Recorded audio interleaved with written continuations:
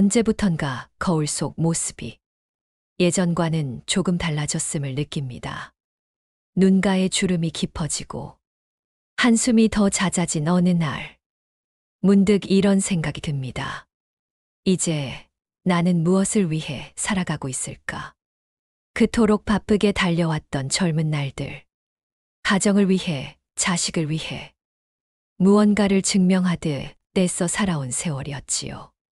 그런데 지금은 전화 한 통 없는 하루가 낯설지 않고 고요한 집 안에 홀로 앉아 지나간 인생을 곱씹는 시간이 더 많아졌습니다. 어느덧 마음이 묻습니다. 이런 나도 괜찮은 걸까? 나는 잘 살아온 걸까? 그럴 때 부처님의 말씀이 조용히 다가옵니다. 어리석은 자는 늙어감을 한탄하지만 지혜로운 이는 늙음을 수행의 시작이라 한다. 나이 듦은 끝이 아니라 삶이 깊어지는 출발점입니다. 젊을 때는 몰랐던 것들이 이제는 천천히 보이기 시작합니다. 사람의 마음, 말의 무게, 그리고 나라는 존재의 실상까지도. 이제는 버릴 것과 지켜야 할 것이 분명해지고 행복의 기준도 달라집니다. 더 가지려는 욕심보다 비우고 머무는 지혜가 피어납니다. 그것이 바로 부처님께서 말씀하신 진짜 어른의 길이 아닐까요? 오늘 영상에서는 나이 들수록 왜 삶은 더 깊어지는가? 그 부처님의 가르침을 따라 조용히 그러나 깊이 이야기해 보려 합니다. 이제 우리 함께 그 길을 걸어보실까요? 어느 날 한 노승이 부처님께 조용히 여쭈었습니다.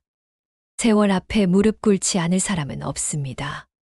저도 이젠 몸이 예전 같지 않고 예전의 정진마저 흔들리는 듯합니다. 이 늙음을 어찌 받아들여야 할까요? 부처님은 조용히 노승의 손을 잡고 말씀하셨습니다. 그대는 지금 수행에 참된 길목에 섰소. 노승은 놀란 듯 되물었습니다. 이 쇠약함이 수행이라 하시니 제가 아직도 배워야 할 것이 남았습니까? 부처님은 미소 지으며 이렇게 답하셨습니다. 젊은 날엔 몸으로 정진하고 말로 가르치며 생각으로 번민했지.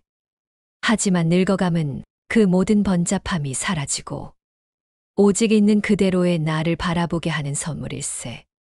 그 말에 노승은 눈을 감았습니다. 바람 한 점 없는 숲길처럼 마음이 고요해졌습니다. 삶의 후반부가 되면 몸은 말없이 변화를 알려옵니다. 예전처럼 걷기 힘들고 조금만 움직여도 숨이 차오릅니다.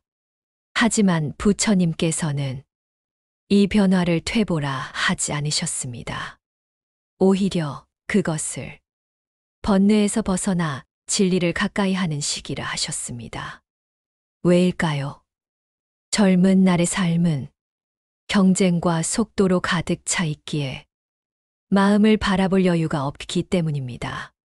반면 늙어갈수록 세상이 천천히 멀어지고 마음은 서서히 자신에게로 돌아옵니다. 그것이 바로 수행의 시작입니다. 한 제자가 이렇게 물었습니다. 스승님, 늙어간다는 것이 두려움과 외로움뿐이라면 그 속에서도 깨달음을 얻을 수 있습니까? 부처님은 눈을 감은 채 이렇게 말씀하셨습니다. 외로움이 깊어질수록 마음은 자신을 만난다. 그대가 두려움을 느끼는 그 지점에서 진짜 수행은 시작되느니라. 젊은 날에는 남의 눈을 의식하며 살아갑니다. 나를 인정받기 위해, 나를 드러내기 위해 애씁니다. 하지만 나이 들면 그 모든 껍질이 벗겨지고 비로소 진짜 나를 마주하게 됩니다. 그 순간이야말로 부처님께서 말씀하신 참된 도의 길의 문턱입니다. 어떤 이는 말합니다. 이제는 할 수 있는 게 없다고. 다 늙어서 무슨 수행이냐고. 그러나 부처님은 이렇게 말씀하십니다. 몸은 늙어도 마음은 늙지 않느니라. 이제야 비로소 마음을 가꾸고 돌볼 때이다. 우리가 조용히 앉아 하루를 되돌아볼 수 있다면 그 순간이 바로 참회요, 정진이며 깨달음입니다. 무언가를 이루는 것이 아니라 그저 나를 들여다보는 것. 그것이 부처님께서 노년에 권하신 수행입니다. 이제 우리는 속도보다는 깊이, 욕심보다는 여백, 소유보다는 머물물 배우게 됩니다. 그것이 바로 삶이 깊어지는 이유입니다. 어느 날, 나이 지긋한 제자가 부처님께 다가와 조용히 물었습니다. 스승님, 저는 지금 제 삶을 돌아보며 후회뿐입니다. 어린 자식에게 상처 준 기억, 지키지 못한 약속, 버려진 인연들까지 이 마음으로 어떻게 남은 생을 살아가야 할까요? 부처님은 제자의 눈을 바라보며 잠시 말없이 계셨습니다. 그리고 이내 조용히 말씀하셨습니다. 등불은 어둠을 미워하지 않느니라.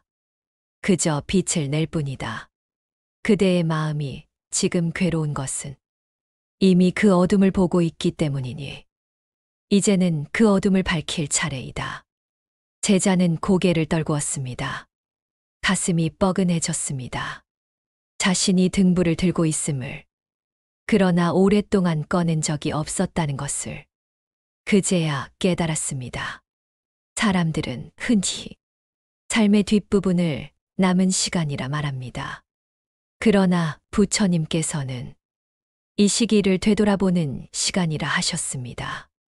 그 되돌아봄이 깊을수록 우리의 인생은 더욱 빛난다고 하셨지요. 세상을 바라보는 시선도 달라집니다. 과거엔 남보다 나아야 했고 더 많이 가져야 안심했지만 이제는 다 놓고 나서야 진짜로 중요한 것이 무엇인지 보이기 시작합니다. 자식이 말 한마디 안 해도 이제는 서운함보다는 그저 그 아이가 잘 있기를 바라는 마음이 먼저 든다고 어느 어르신이 이야기한 적이 있습니다. 그것이 바로 삶이 우리에게 주는 내려놓음의 지혜 아닐까요? 부처님께서 어느 제자에게 이렇게 말씀하신 적이 있습니다. 그대가 살아온 삶은 한 줄의 시와 같도다. 때로는 거칠고, 때로는 부끄럽고, 때로는 눈물겹지만 되돌아보는 순간 그 모든 문장이 하나의 도가 된다. 우리 삶에는 수많은 후회와 실수가 있지만 그것들이 곧 수행의 기록이 됩니다. 미워했던 사람, 오해했던 인연, 미처 안아주지 못한 가족, 그 하나하나가 마음을 돌아보게 하고 그 마음이 다시 세상을 바라보는 눈이 됩니다. 회향이란 지나온 길을 되짚어 그 의미를 다시 짓는 것입니다. 부처님은 늦은 반성에도 늦은 깨달음에도 조금도 인색하지 않으셨습니다. 지금이라도 그대가 마음을 돌이킨다면 그 한 생각이 곧 도의 시작이니라. 이 말은 누구에게나 희망이 됩니다. 지금까지 살아온 날들이 오로지 나만을 위한 삶이었다면 남은 시간은 누군가를 이해하고 용서하며 보듬는 시간일 수 있습니다. 이제는 애써 앞서려 하지 않아도 괜찮습니다. 비우고 머무르고 되돌아보는 그 마음이 노년의 삶을 가장 깊고 고요하게 만듭니다. 그것이 부처님께서 말씀하신 인생의 진짜 황금기입니다. 부처님께서 마지막 열반을 앞두고 남기신 말씀이 있습니다. 그대들 스스로 등불이 되어라. 남을 의지하지 말고 마음을 등불 삼아 이 길을 걸어가라. 이 말은 제자들에게만 하신 말씀이 아닙니다. 지금 이 순간 조용히 삶을 되돌아보며 노년의 길을 걷는 우리 모두에게 주신 가르침입니다. 나이가 들수록 마음이 조용해집니다. 말수가 줄고 웃음이 가라앉고 세상과의 거리가 멀어지는 듯 느껴질 수 있습니다. 하지만 그것은 고립이 아닙니다. 그것은 삶이 내 안으로 들어오는 과정입니다. 젊은 날에는 세상에 나를 알리기 위해 무언가 되기 위해 바빴지만 이제는 있는 그대로의 나로 그저 조용히 머물 수 있게 되는 것. 그것이 바로 자유입니다. 부처님께서 말씀하셨습니다.